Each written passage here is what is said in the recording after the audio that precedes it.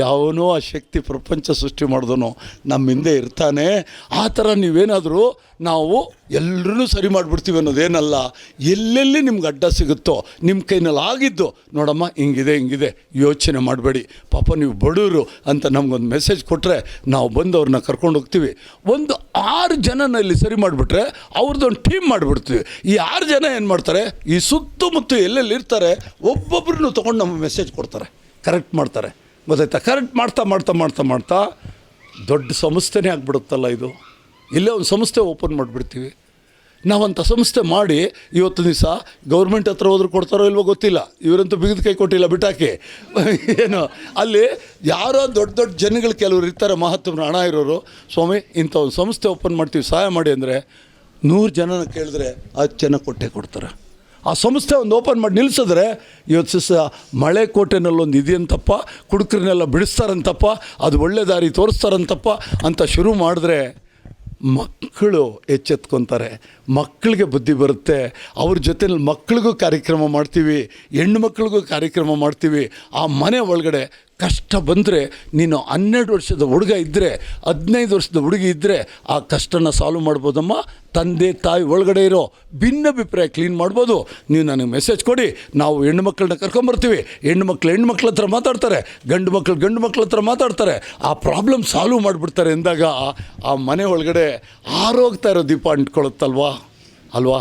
ಇದು ನಾವು ಗುರುತಿಸ್ದಂಗೆ ಅಮ್ಮ. ನಾನು ಭಾಳಷ್ಟು ಬೆಂಗಳೂರಲ್ಲಿ ಗೊತ್ತಾಯ್ತಾ ಸ್ತ್ರೀ ಸಂಘಗಳು ನೋಡಿದ್ದೀನಿ, ಎಕ್ಸಲೆಂಟಾಗಿ ಕೆಲಸ ಮಾಡ್ತಾರಮ್ಮ. ಹಾಸನದಲ್ಲಿ ನೋಡಿದ್ದೀನಿ, ಮೈಸೂರಲ್ಲಿ ನೋಡಿದ್ದೀನಿ, ಬೆಂಗಳೂರಲ್ಲಿ ಮೂಲೆಗಳಲ್ಲಿ ನೋಡಿದ್ದೀನಿ. ಗೊತ್ತಾಯ್ತಾ, ಒಂದು ಕೆಳ ಮಟ್ಟದಲ್ಲಿ ಮಾಡ್ತಾರೆ, ಅಚ್ಚುಕಟ್ಟಾಗಿ ಮಾಡ್ತಾರಮ್ಮ. ಅದನ್ನು ನಮ್ಮ ಹುಡುಗರು ಹೇಳಿದ್ರು, ಇಲ್ಲಿ ಈ ಥರ ಇದೆ ಸ್ತ್ರೀ ಸಂಘ, ನಾವು ಹೋಗಿ ಅವ್ರನ್ನ ಭೇಟಿ ಆಗ್ತೀವಿ, ನಾವು ಬನ್ನಿ ಅಲ್ಲೊಂದು ಕಾರ್ಯಕ್ರಮ ಮಾಡೋಣ ಅಂದರು. ನಿಜವಾಗ್ಲೂ ಭಾಳ ಸಂತೋಷ ಆಯಿತು. ಆಮೇಲೆ ನಮ್ಮ ಬೀಗ ಸಿಕ್ಕಿಲ್ಲ ಅಂದರು. ಅಯ್ಯೋ ಯಾರು ಬರಲ್ಲ ಅಂದರೆ ನಿಮ್ಮನ್ನೆಲ್ಲ ನೋಡ್ತಾರೆ, ತಿರ್ಗಾ ಸಂತೋಷ ಶುರು ಆಗ್ಬಿಡ್ತು.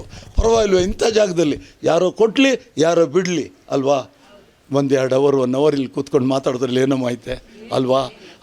ಎಲ್ಲೋ ಒಂದು ಮನೆಗೆ ಹೋಗಿ ಒಂದು ಮೆಸೇಜ್ ಕೊಡ್ತೀವಿ, ಭಗವಂತ ಇಚ್ಛೆ ಇದ್ದು ಆಗಲಿ ಇಲ್ಲ ಅಂದರೆ ಹೋಗಲಿ, ಗೊತ್ತಾ, ನಾವು ಮಾಡೋದು ನಮ್ಮ ಡ್ಯೂಟಿ ಮಾಡಬೇಕೆ.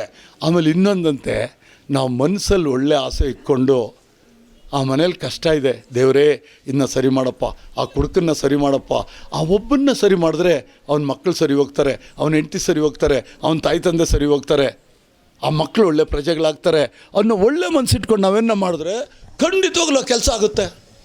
ಹಾಗೆ ಆಗುತ್ತೆ. ಯಾಕೆಂದರೆ ಈ ರಾಜಕೀಯದವರೆಲ್ಲ ದುಡ್ಡು ಬಳ್ಕೊಳ್ಳೋಕ್ಕೋಸ್ಕರ ಮಾಡ್ತಾರಲ್ಲ, ಅವ್ರ ಕೆಲಸನೇ ಆಗುತ್ತೆ. ನಾವು ದುಡ್ಡೇನು ಬಳ್ಕೊಳ್ಳೋದಿಲ್ಲ, ನಾವು ಒಳ್ಳೇದು ಮಾಡ್ತೀವಿ, ನಮ್ಮ ಕೆಲಸ ಯಾಕಾಗಲ್ಲ ಅಲ್ವಾ. ನೋಡಿ, ನಾವು ಒಳ್ಳೆ ಮನಸ್ಸಿಟ್ಕೊಂಡು ಮಾಡ್ತೀವಿ, ಯಾಕಾಗೋದಿಲ್ಲ ನಮಗೆ. ಆ ಥರದಲ್ಲಿ ನಾವು ಈ ಸಣ್ಣ ವಿಷಯಗಳು ನಮ್ಮ ಕೈನಲ್ಲಿ ಆಗಿದ್ದ ಮಟ್ಟಕ್ಕೆ ನಾವು ಸಹಾಯ ಮಾಡ್ಕೊಂಡು ಹೋಗೋಣ. ಒಂದಿನ ಸತ್ತೋಗ್ತೀವಿ. ನಾವು ಗೂಟ ಹೊಡ್ಕೊಂಡಿದ್ದೀವ ಇಲ್ಲಿ. ಭತ್ತದೊಳಗೆ ಅಕ್ಕಿ ಐತೆ, ಅಕ್ಕಿಯಲ್ಲಿ ಅನ್ನ ಐತೆ, ಅನ್ನದೊಳಗೆ ಶಕ್ತಿ ಇದೆ ಅಂತ ಕಂಡಿಡ್ದವನು ಯಾರು? ಅವನ ಹೆಸರೈತಾ? ಎಲ್ಲಾದರೂ ಅವನ ಫೋಟೋ ಐತಾ?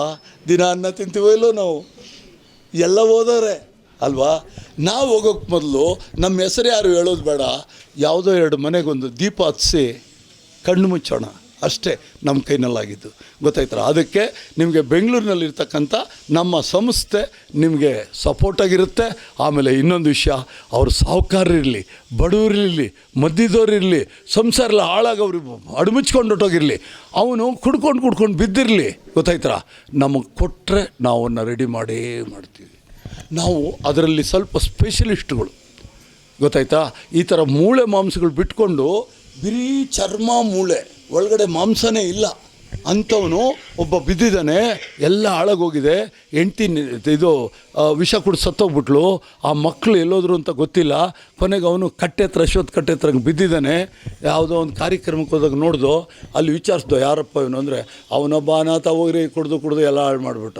ಅವನ್ನ ಎತ್ತಾಕೊಂಡೋಗಿ ಅವನಿಗೆ ಇಟ್ಕೊಂಡು ಒಂದು 3 ತಿಂಗಳೊಳಗಡೆ ಅವನಿಗೆ ಕ್ಲೀನಾಗಿ ಬಿಸಿನೀರು ಮಾಡಿ ಡೆಟಾಲ್ ಹಾಕಿ ಸ್ಪಂಜ್ ತೊಗೊಂಡು ಸ್ನಾನ ಮಾಡಿ ಎಷ್ಟೋ ವರ್ಷ ಆಗೈತೆ, ತೊಳೆದು ಕ್ಲೀನ್ ಮಾಡಿ ಆ ಬಟ್ಟೆಗಳೆಲ್ಲ ಸುಟ್ಟಾಕಿ ಅವನಿಗೆಲ್ಲ ತಲೆಗಿಲೆಲ್ಲ ಕತ್ತರಿಸಿ ಎಲ್ಲ ರೆಡಿ ಮಾಡಿ ಮನುಷ್ಯನ ಮಾಡಿ ಕೊನೆಗೆ ರೆಡಿ ಮಾಡಿದ್ರೆ ಇವತ್ತು ನಮ್ಮ ಜೊತೆ ಕೆಲಸ ಮಾಡ್ಕೊಂಡು ನಿಂತಿದ್ದಾನೆ.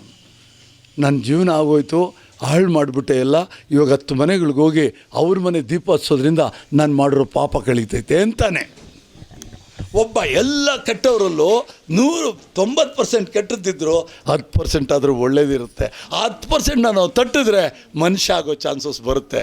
ಯಾರು 100% ಕೆಟ್ಟವರಲ್ಲ, ಯಾರು 100% ಒಳ್ಳೆಯವರಲ್ಲ ಅಲ್ವಾ? ಆ ಥರ ನೀವು ಆಲೋಚನೆ ಮಾಡಿ. ಇವತ್ತು ಈ ಮೇಲ್ಕೋಟೆಗೆ ನಾವು ಬಂದು ಮಾತಾಡೋದಕ್ಕೆ ಯಾರು ಸಹಾಯ ಮಾಡದೇ ಇದ್ದರೂ ಇವತ್ತು ಸ್ತ್ರೀ ಸಂಘ ನನ್ನ ಜೊತೆಲಿದೆ. ಇದು ಯಾವತ್ತೂ ಫೇಲ್ ಆಗಲ್ಲ ಅಂತ ನನಗೆ ಗೊತ್ತು. ಯಾಕೆಂದರೆ ಆ ಸ್ತ್ರೀ ಸಂಘ ಅನ್ನೋದು ಶಕ್ತಿ, ಮಹಾಶಕ್ತಿ. ಅದು ಮತ್ತು ಇದು ಆ ಕಾಲದಿಂದ ಬಂದಿರೋದು.